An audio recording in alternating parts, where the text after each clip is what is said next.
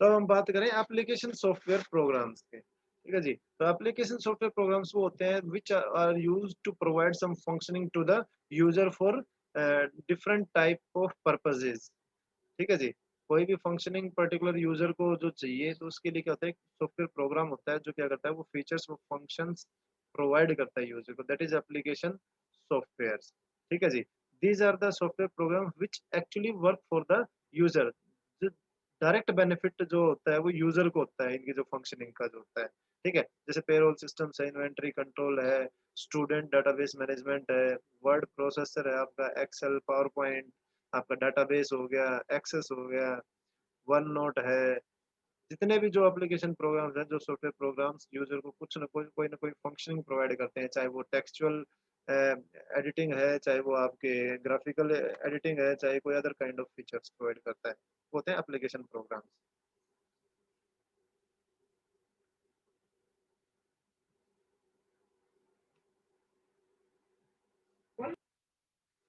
तो जनरली जो general purpose होता है आप एप्लीकेशन सॉफ्टवेयर प्रोग्राम्स का, वो किस लिए होते हैं, वो होते हैं आपके यूजर की प्रोडक्टिविटी को एनहेंस करने के लिए, उसको बेटर बनाने के लिए, उसको कंफर्टेबल बनाने के लिए।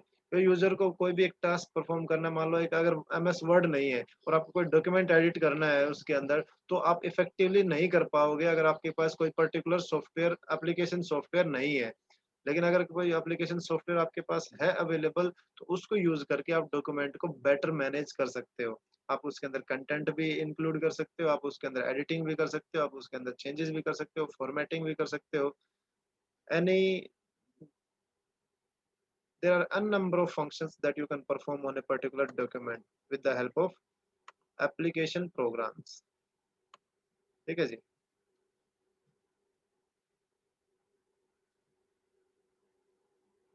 तो एप्लीकेशन प्रोग्राम सॉफ्टवेयर के अंदर generally there are three things: categories of application software we will discuss, then types of application software we will discuss, and then forms of application software. तो कैटेगरीज ऑफ एप्लीकेशन सॉफ्टवेयर कौन कौन से होते हैं? Business software. Categories means on the basis of their work criteria, we categorize the application software programs. तो first one is business software, तो software program जिनको हम किसी पर्टिकुलर बिजनेस ऑर्गेनाइजेशन के लिए यूज करते हैं, ठीक है, वो होते हैं बिजनेस सॉफ्टवेयर। जैसे कि आपका बैंकिंग का जो सॉफ्टवेयर होता है, वो सिर्फ बैंकिंग पर्सनल्स जो है वही यूज कर सकते हैं, इसके अलावा वो और किसी के यूज का नहीं होता है, ठीक है। दूसरा होता है graphic and multimedia. Graphic and multimedia software programmes होते हैं जो ग्राफिक्स और मल्टीमीडिया का मतलब क्या होता है, जिसके अंदर media more than one form है, जिसके अंदर टेक्स्ट भी हो, ऑडियो भी हो, वीडियो भी हो, इमेजेस भी हो, ग्राफिक्स भी हो, ड्राइंग्स भी हो, एनिमेशंस भी हो, ठीक है, उसको बोलते हैं multimedia, different kinds of media data का कॉम्बिनेशन, मल्टीमीडिया। और ग्राफिक ऑब्जेक्ट्स, जो ग्राफिकल ऑब्जेक्ट्स जो होते हैं, आपके पिक्चर्स हैं, ग्राफिक्स, आपके वीडियोज हैं, ये सब। तो इन सभी इस टाइप के डेटा को मैनेज करने के लिए, मैनिपुलेट करने के लिए आपको एप्लीकेशन सॉफ्टवेयर की जरूरत पड़ती है। आपको कोई इमेज एडिट करनी है, आपने देखा होगा आजकल ये कार्टून मूवीज चैनल्स बहुत ज्यादा चल रहे हैं, जिसके अंदर आपका छोटा भीम हो गया, आपका ये हो गया, वो हो गया, मोटू पतलू हो गया, फलाना दिखड़ा, तो ये सब क्या है? These are the graphic and multimedia application software programs, जिनके थ्रू क्या होते हैं, डिजाइन होते हैं, डेवलप होते हैं, ठीक है। इनके अंदर कोई ह्यूमन बीइंग नहीं होता, सिर्फ क्या होती है, साउंड पीछे से होती है, वो साउंड एम्बेड होती है आपके ग्राफिक्स के साथ में, और वो किसके थ्रू होते हैं? With the help of application softwares, ठीक है। फिर आता है home and personal education. Personal के अंदर होम के लिए या एजुकेशन पर्पज के लिए, ठीक है, अलग अलग सॉफ्टवेयर प्रोग्राम्स होते हैं जिनको आप जनरली घर के अंदर यूज कर सकते हो, या अपने पर्सनल यूज के लिए यूज करते हो, या एजुकेशन पर्पज के लिए जो सॉफ्टवेयर प्रोग्राम्स आप यूज करते हो, ठीक है। दूसरा कम्युनिकेशन पर्पज के लिए, जो सॉफ्टवेयर एप्लीकेशन प्रोग्राम्स जो डिजाइंड है स्पेसिफिकली फॉर कम्युनिकेशन, एक दूसरे के साथ कम्युनिकेट करने के लिए, वो होते हैं एप्लीकेशन सॉफ्टवेयर प्रोग्राम, ठीक है। जैसे कि आपका ईमेल है, जैसे आपका व्हाट्सएप है, फेसबुक है, ठीक है, ये कहते हैं to communicate with each other, ठीक है। देन आ जाते हैं आपके types of application software. Types of application software के अंदर आप क्या जाते हैं, proprietary application software, in house application software, contract application software, off the shelf and customized package application software. अब देखो, प्रोप्राइटरी एप्लीकेशन सॉफ्टवेयर्स कौन से होते हैं? ये वो सॉफ्टवेयर प्रोग्राम है which are licensed and software जो होते हैं under exclusive legal rights of the owner. यानी कि इसके अंदर जिसने भी उस सॉफ्टवेयर को डिजाइन कर किया है, खुद ने किया है या किसी थर्ड पर्सन से करवाया है, लेकिन उसके लीगल राइट्स किसके पास है? उसके ओनर के पास है, जिसने भी उसको परचेज किया है या जिसने उसको डेवलप किया है। ठीक है जी। तो वो क्या करता है, उसके लीगल राइट्स होते हैं, उसके ऊपर एक्सक्लूसिव प्रॉपर्टी होती है वो, यानी कि सिर्फ उसको वही यूज कर सकता है जो उसका ओनर है, इसके अलावा कोई यूज नहीं कर सकता है। ठीक है, वो उसको बोलते हैं प्रोप्राइटरी एप्लीकेशन सॉफ्टवेयर। ठीक है जी। जिस जो लाइसेंस्ड सॉफ्टवेयर होते हैं, जो फ्री टू यूज नहीं होते, जिसको स्पेसिफिक जिसने लाइसेंस ले रखा है सिर्फ वही उसको यूज कर सकते हैं। जैसे कि आपका ये माइक्रोसॉफ्ट विंडोज जो आप यूज करते हो कंप्यूटर सिस्टम्स के अंदर, ये प्रोप्राइटरी सॉफ्टवेयर के अंदर आती है, इसका लाइसेंस लेना पड़ता है। उसके अंदर आपको एक की मिलती है सॉफ्टवेयर की, वो की है जब आप डालते हो तो आप ऑथेंटिकेट होते हो और फिर आप यूज कर सकते हो उसको।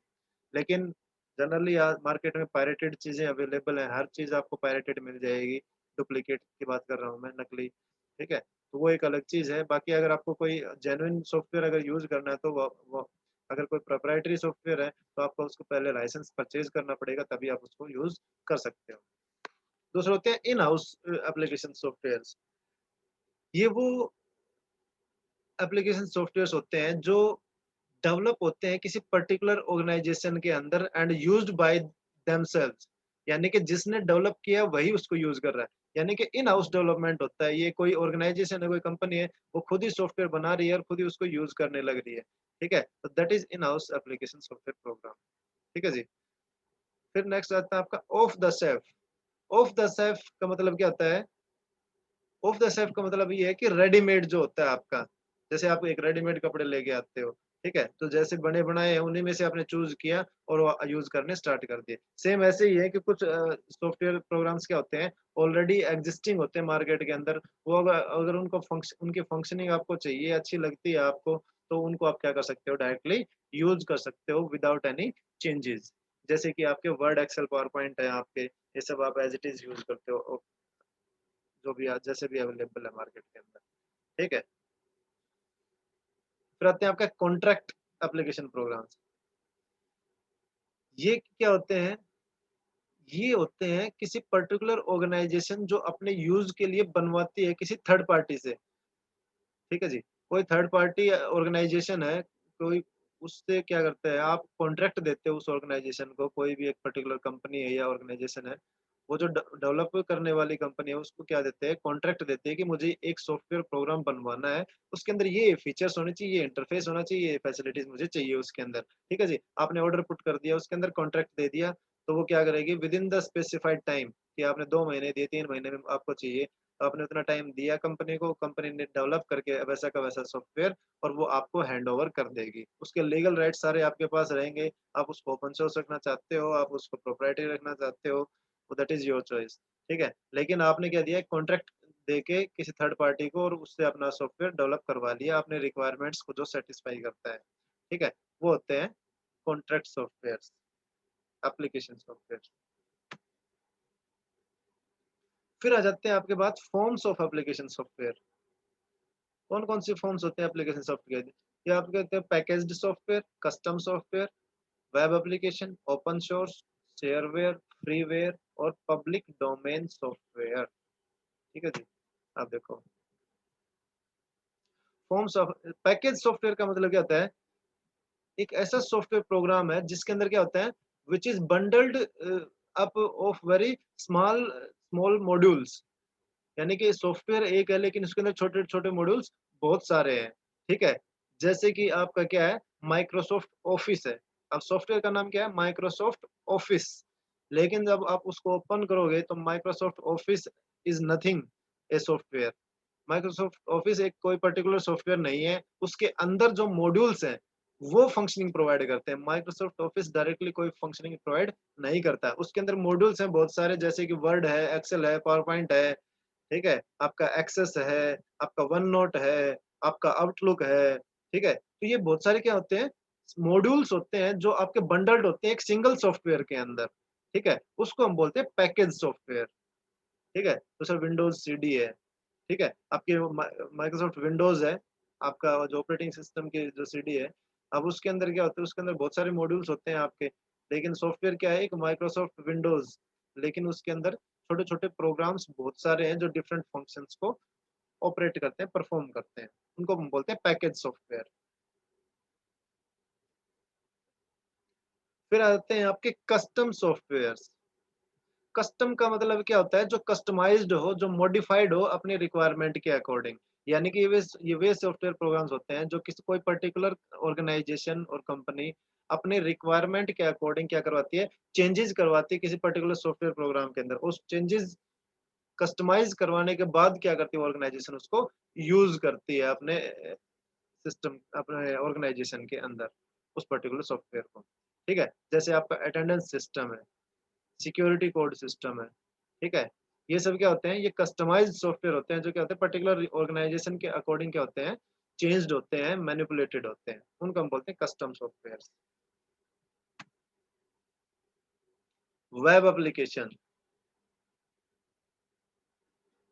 वेब एप्लीकेशन क्या होते हैं, वेब का मतलब क्या होता है, इंटरनेट, जो रिसोर्सेज होते हैं, यानी कि जितने भी जो वेब रिसोर्सेज होते हैं, जो इंटरनेट के ऊपर जितने भी वेबसाइट्स जो होती हैं वो। तो वेब एप्लीकेशन क्या है, एक ऐसी पर्टिकुलर एप्लीकेशन है जो क्या करती है, ब्राउजर को यूज करके, वेब ब्राउजर जो आपका होता है, चाहे गूगल क्रोम है आपका, गूगल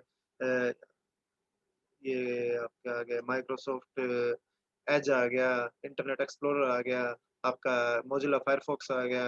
ये डिफरेंट जो ब्राउजर्स को में से कोई भी एक ब्राउजर, कोई भी पर्टिकुलर ब्राउजर यूज करके जो एप्लीकेशन रन होती है, एग्जीक्यूट होती है, उनको हम बोलते हैं वेब एप्लीकेशन। ठीक है, जैसे गूगल डॉक्स। अब गूगल डॉक्स क्या है, गूगल डॉक्स के अंदर क्या होता है, आपका जो एक जैसे आपका माइक्रोसॉफ्ट ऑफिस होता है जिसके अंदर वर्ड, एक्सेल, पावरपॉइंट सारे के सारे हैं, वैसे ही क्या होता है, ब्राउजर के थ्रू अगर ऑनलाइन अगर आप यही सारे एप्लीकेशंस को आप एक्सेस करना चाहते हो, तो उसके लिए क्या है, गूगल डॉक्स। ठीक है, जिसके अंदर क्या होता है, आप डॉक्यूमेंट्स को एडिट, चेंज, मैनिपुलेट कर सकते हो। ड्रॉप बॉक्स होता है, ड्रॉप बॉक्स जो क्या होता है, आपके एक पर्टिकुलर सेंट्रलाइज्ड क्लाउड बेस्ड एक मेल बॉक्स होता है जहाँ पे आप कोई भी मैसेजेस हैं या मेल्स हैं जो आप वहाँ पे क्या कर सकते हो, सेंड और रिसीव कर सकते हो वहाँ से ड्रॉप बॉक्स के थ्रू। वो होती है वेब एप्लीकेशन। सर हमारी मीटिंग है अभी, मैम मैम कह रही है ज्वाइन करने के लिए। तो ये होता है वेब एप्लीकेशन सॉफ्टवेयर। उसके बाद आते हैं आपके ओपन सोर्स सॉफ्टवेयर, जो मैंने अभी पहले बताया था। ओपन सोर्स का मतलब ये होता है जिसका जो कोड होता है, जो बैकग्राउंड जो कोड होता है जिसके थ्रू इस फंक्शनिंग परफॉर्म करता है सॉफ्टवेयर, वो कोड क्या होता है, ओपन टू द पब्लिक होता है, यानी कि and that is free of cost. तो कोई भी उसको एक्सेस करके उसके अंदर चेंजेस मैनिपुलेट कर सकता है अपने रिक्वायरमेंट के अकॉर्डिंग, वो होते हैं ओपन सोर्स सॉफ्टवेयर। ठीक है जी, जिसको एक बार ऑर्गेनाइजेशन ने बना के और अवेलेबल करवा दिया ओवर द वेब, फिर जिसको भी वो चाहिए सॉफ्टवेयर प्रोग्राम, तो आप वहां से उसको एक्सेस करके एज इट इज भी यूज कर सकते हो। और and if you want to change change the code, if you want to modify it, if you want to add some other features and functioning into it, तो आप वो भी उसके अंदर कर सकते हो। ठीक है, जैसे लिनक्स आपका मूडल है, वर्डप्रेस है, ड्रूपल है। फिर होते हैं आपके फ्रीवेयर सॉफ्टवेयर प्रोग्राम्स। ये वो सॉफ्टवेयर प्रोग्राम्स होते हैं जो फ्रीली अवेलेबल होते हैं आपके वेब स्पेस के ऊपर।